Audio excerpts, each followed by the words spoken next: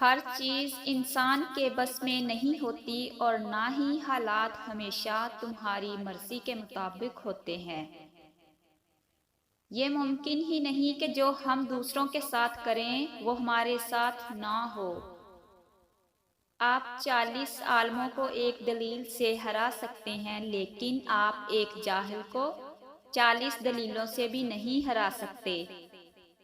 طاقت کی ضرورت تب ہوتی ہے جب کچھ برا کرنا ہو، ورنہ دنیا میں سب کچھ پانے کے لیے پیار ہی کافی ہے۔ لوگوں کو کھونے سے نہ ڈرو، ڈرو اس بات سے کہیں تم لوگوں کو خوش کرتے کرتے خود کو نہ کھو دو۔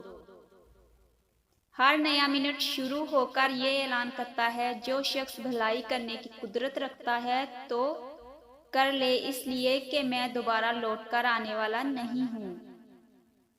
جو لوگ نقصان میں صبر و شکر سیکھ لیتے ہیں، اللہ تعالیٰ ان کے نقصان کو نفع میں بدل دیتا ہے۔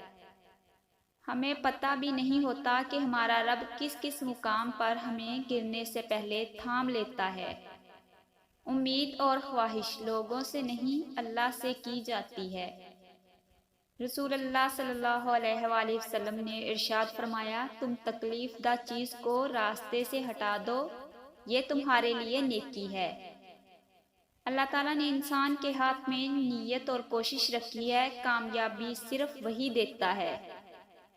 جس کام میں جتنی جلدی کرو گے اتنی ہی دیر ہوگی۔ اچھے نتائج کے لیے صبر و تحمل سے کام لینا چاہیے۔ کمزور لمحوں میں تسلی کے دو الفاظ بولنے والا دل کے بہت قریب ہو جاتا ہے۔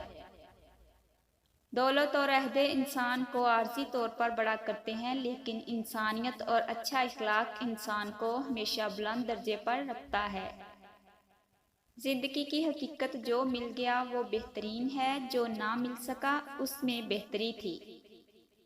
100 سال زندہ رہنے کے لیے 100 سال کی عمر ضروری نہیں، صرف ایک دن ایسا اچھا عمل کر جاؤ جس سے دنیا تمہیں سینکڑوں سال یاد رکھے۔